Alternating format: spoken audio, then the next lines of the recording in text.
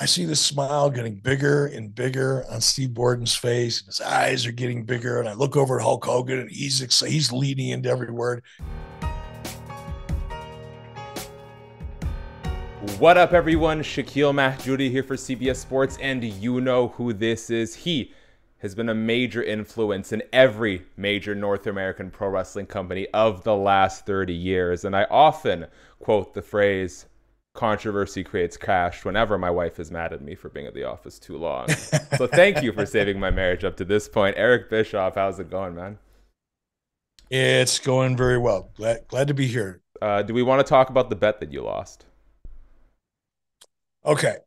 So I didn't lose this bet once. I've done it essentially not the same bet, but same subject matter twice. I bet that CM Punk would not end up back in WWE. Was that the bet? I don't even remember the bet, to be honest with you.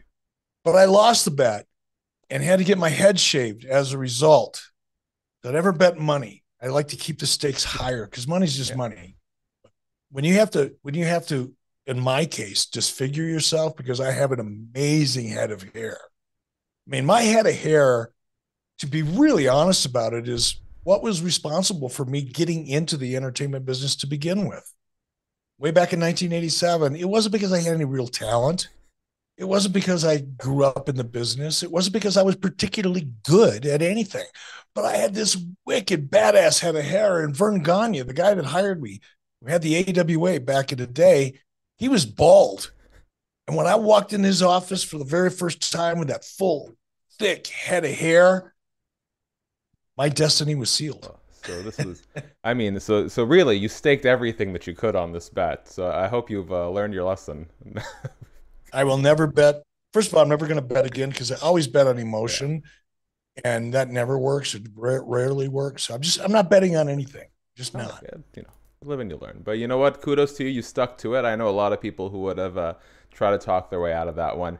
Now, man, I'm so glad you made yourself available for this. Thank you for doing so. We're coming up on Sting's retirement, and what a unique career it's been.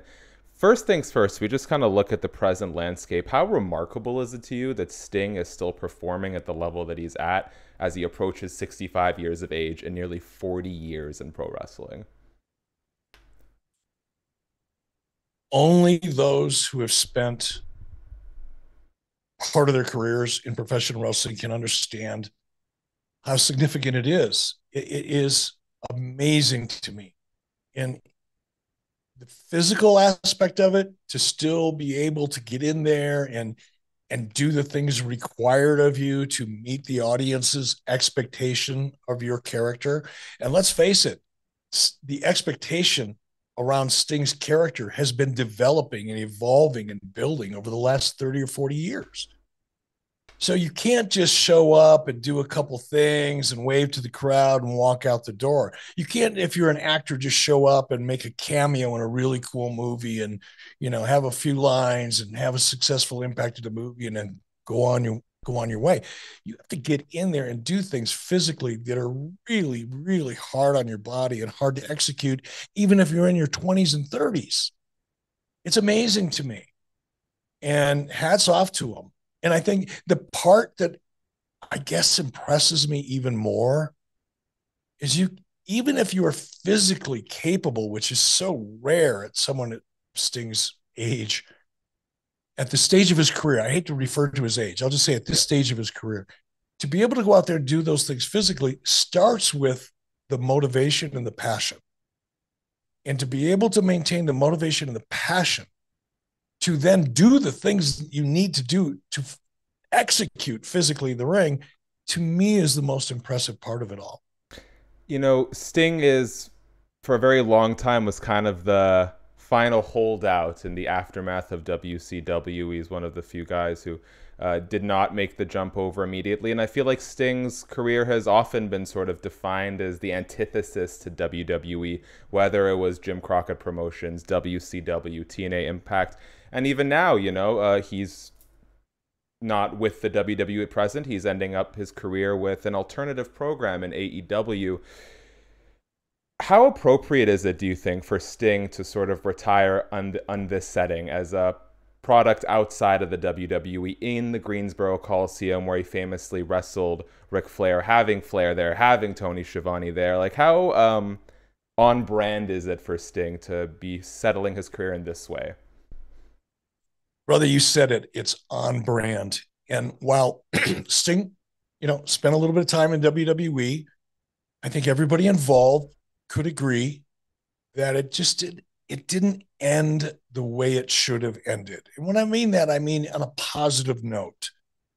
If you're, I use this phrase all the time, but for any performer or any athlete in any sport to be able to go out under your own terms, as I say, write the last sentence in the last chapter of your book, and to be able to put a period at the end of that last sentence of the last chapter of your book, for you to be the author and have complete control over that, is really the most any performer, I think, can ask for, regardless of, again, whether it's music or sports or professional wrestling, which is, a little bit of everything. That's what I'm happiest about. And the fact that it's happening in Greensboro, they'll probably sell more than 20,000 tickets to the event. Flair will be there, because in a lot of people's minds, man, if you've been following Sting's career, it was Ric Flair that really put Sting on the map. You can argue that if you want, doesn't matter. It's all subjective anyway. It's all art, right? It's just fun. It's not science. But if you believe, like I do, that Ric Flair is really responsible for putting Sting on the map in the first place, and then to have Rick there in whatever capacity and be a part of that experience, have Tony Schiavone calling it, I just think it's magic, man. It's just magic. And I'm so grateful for Sting to have the opportunity to be able to experience this under his own terms, that it makes it easy to forget his little stint in WWE. Not that it wasn't a great opportunity, and it probably could have turned out better for Sting, but it didn't, and he got another shot. He got a rewrite. Yeah. He was able to erase that chapter and go back and write another one. And that's just, it almost brings tears to my eyes. I'm so happy for him. I love it. Well, yeah. And like you mentioned, not many people in this industry get to go out on their terms. And if there's anyone who fits the bill of having that opportunity, it's very much Sting. Brian Campbell, my co-host at my colleague at CBS, would tell you that Surfer Sting is the greatest Sting gimmick, but many of us grew up with the black and white face paint and the crow. What went into, I was just kind of like looking back on it because it was a very early part of my childhood, and this was not like an... Oh, great. Thanks for making me feel old, Shaq. I love when that happens. I love when someone your age comes up to me and goes, oh, man, I started watching when I was a little kid. Hey, I have so many Sting action figures over there, and you are a big component of that for me. So thank you. If anything, I wouldn't be in this industry if it weren't for people like you, Eric. It wasn't an overnight thing. It was a long, slow, deliberate turn from, a colorful Sting to coming out in more black clothing, to growing out his hair, to eventually having the black and white face paint. What went into sort of planning and mapping out a turn that took like a year to really pull the trigger on? That's a really great question. And if you really go back and you watch early WCW, and I'm not going to be able to give you a timeline off the top of my head, because after producing 5,000 hours of TV 28 years ago, it's kind of hard to feel better. I don't know if I was born yet when it started, so can't do that. Okay, that's 2 for you, Shaq. I can't wait to see you in person next time. I think Steve Borden, man who plays Sting character. Whoa, my dog just went out the door. Put up the lights here. I think he was going through kind of a personal transformation. I think Steve Borden, the performer, started feeling like the Surfer Sting character had played itself out. Because if you go back and you look closely, he quit dyeing his hair, bleaching his hair, right? He started to slowly transition out of that bleach, flat top haircut. Now, that wasn't a part of a discussion that we had. That wasn't part of a plan that was in place, right? That was just something he decided that, you know what, I think I need to change this up. And I think any character, any actor, any performer, any musician, whatever you want to call them, are always kind of either subtly reinventing themselves or sometimes not so subtly. And I think Sting could feel that Surfer Sting character was playing itself out, because if you look at where WCW in particular was going, we were leaning more heavily into the reality-based storylines with reality-based characters. You know, Kevin Nash came back from WWE when he was Diesel, and he came back as Kevin Nash. Yeah. And Razor Ramon, Scott Hall. When Scott Hall came back from WWE and returned to WCW, he didn't come back as Razor Ramon or some version of it or some other character name. He came back as Scott Hall. So we were leaning into a more reality-based kind of character-driven story approach anyway, at the same time that I think Sting was starting to sense that Surfer Sting character was kind of just losing its luster, and he was searching. And then as this process is evolving, both from Sting's perspective as a performer and then from WCW's perspective in terms of what we were leaning more heavily into, the reality-based stuff, Scott Hall comes along. And it was the whole scary Sting or Crow Sting characters, people call it different things. That was really the result of one afternoon, Sting and myself, Hulk Hogan, Kevin Nash, Scott Hall, we were all in an office or a locked dressing room, whatever. I don't remember what it was, but we're all sitting and talking about ideas, just riffing. And Scott Hall, I'll never forget, started describing the Crow character that we became familiar with Sting. And it was based off, a Brendan Lee movie, The Crow. And then Scott, kind of took a hold of that character from the movie and said, yeah, bro, and then you do this, and we could do these types of things. You have that scary, spooky look and coming down from the crowd. And, as Scott Hall was creating this character in real time, I sit back and I look around, and everybody's kind of hanging on to every word he said. And I looked over at Sting, and a Steve Warden person is very analytical. He's very cautious. He doesn't jump into anything. He's very, very methodical about the way he approaches, at least he was when I worked with him. Life in general, but especially wrestling, very methodical, thinks things through. Steve Borden was not the kind of guy that would hear something like Scott Hall was describing, go, oh man, that is awesome. I want to do that. So I looked over to Steve, and I could just see his eyes getting bigger.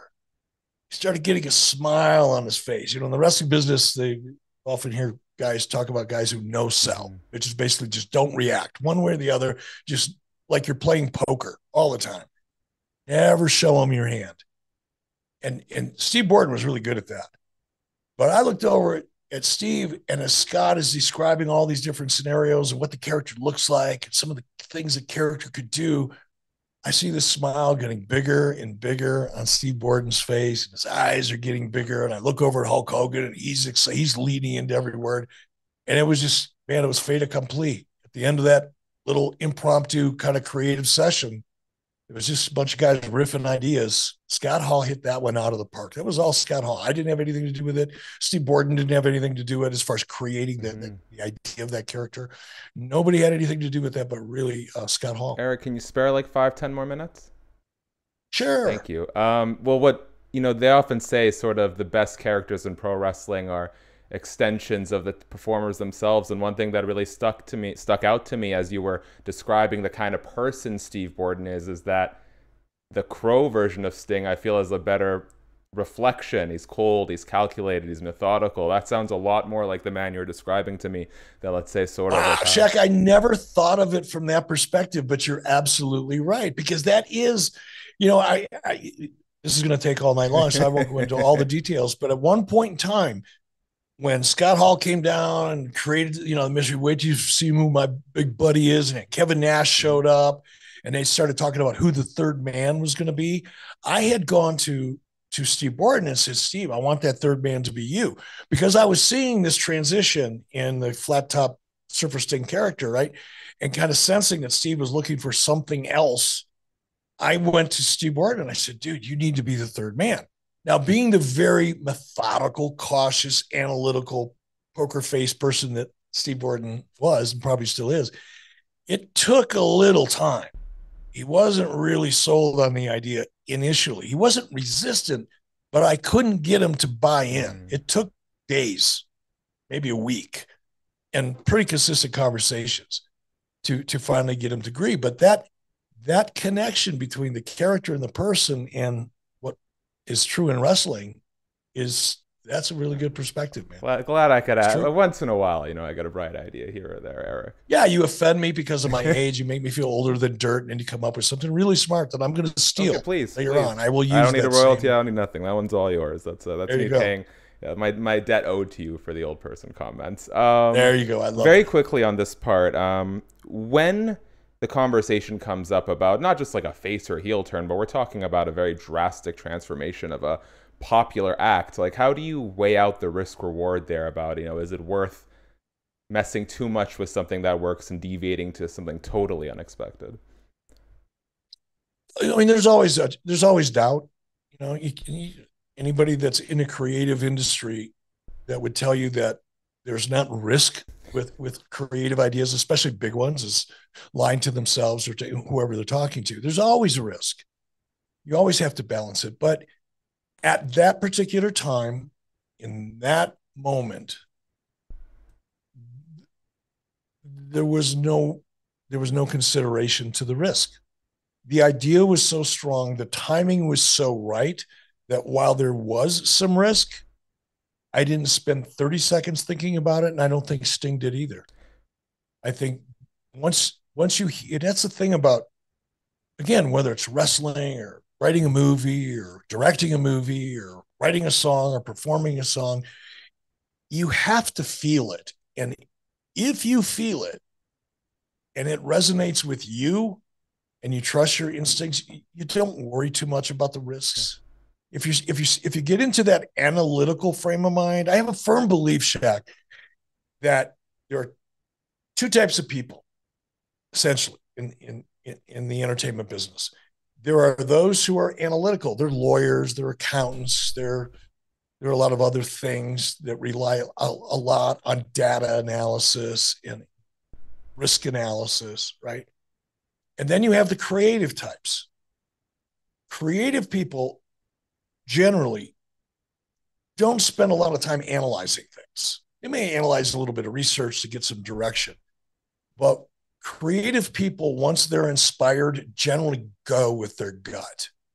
And everybody in that room, and if you're me and you have to make a decision about this, because ultimately it was my decision whether we were going to go in this direction or not.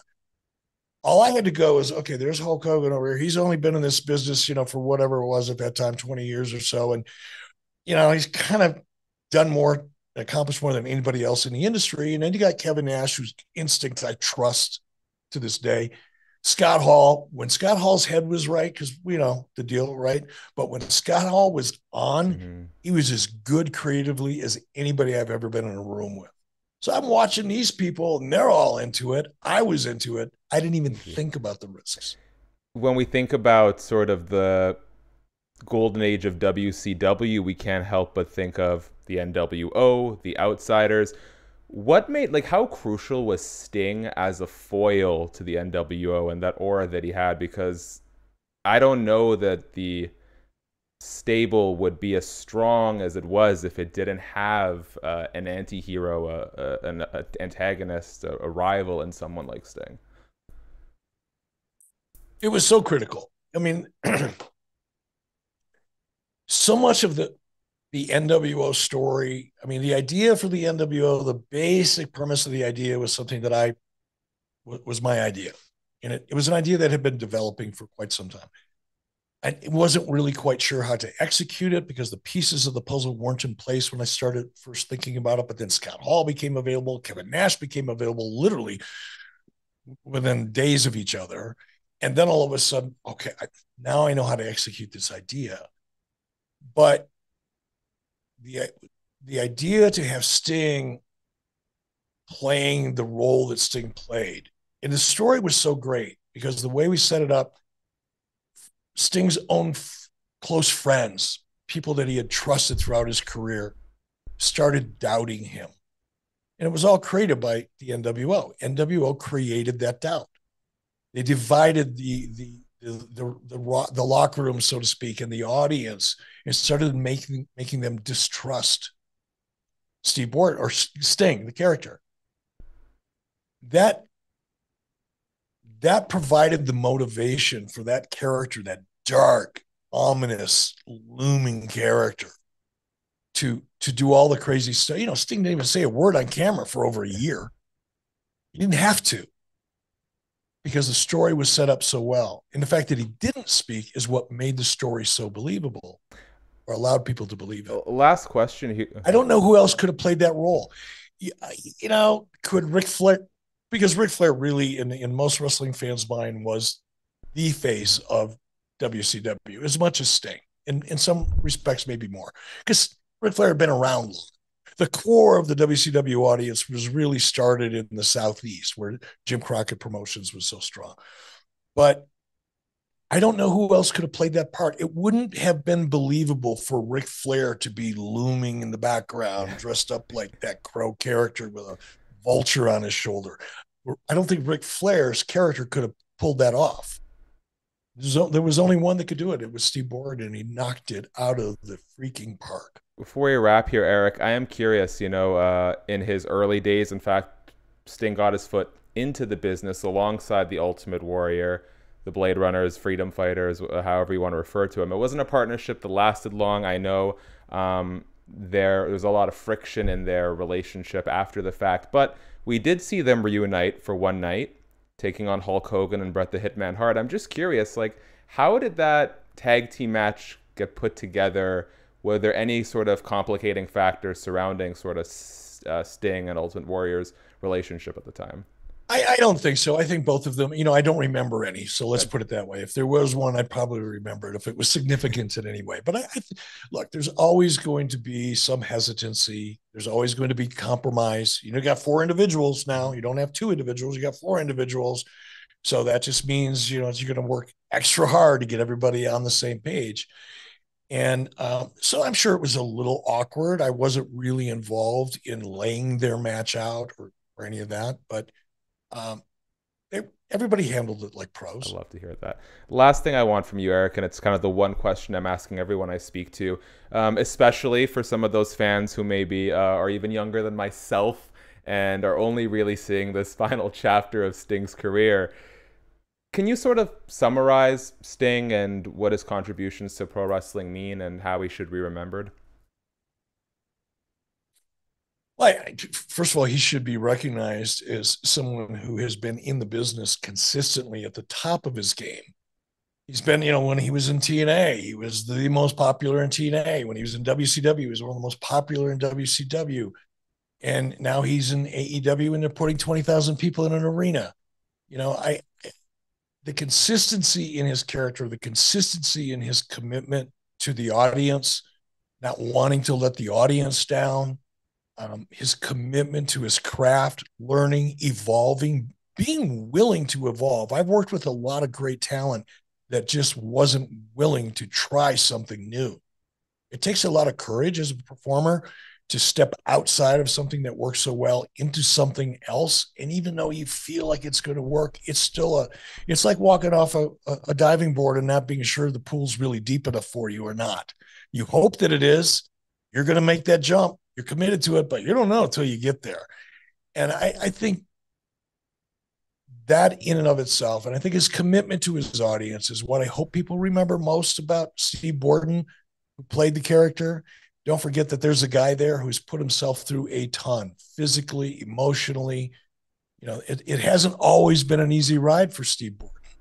And it's the commitment that I respect the most. Eric, I want to leave you with the last word, so I'll do my part very quickly. Guys, thanks so much for checking out the video. Please, if you can, subscribe, tap the bell, thumbs up, all that good stuff. Let us know in the comment section which iteration of Sting, which Sting run is your favorite, and please don't tell me it was the WWE one. I mean, I appreciate the effort, but there's I don't think you have to worry about that. Eric, ahead of Sting's retirement on March 3rd, AEW Revolution, if there's anything you want to let the people know, the floor is yours, man. No, I appreciate that. You know, I've got a podcast I love doing, 83 Weeks, wherever you get your favorite podcast. It's on YouTube. You can subscribe there. And also Strictly Business. I just got done recording an episode right before this show. Strictly Business is a podcast about the business of the wrestling business. We don't talk about finishes. We don't talk about promos. We don't talk about creative. We talk about the business of the wrestling business. I do that with John Alba. Drops every Thursday. Check us out.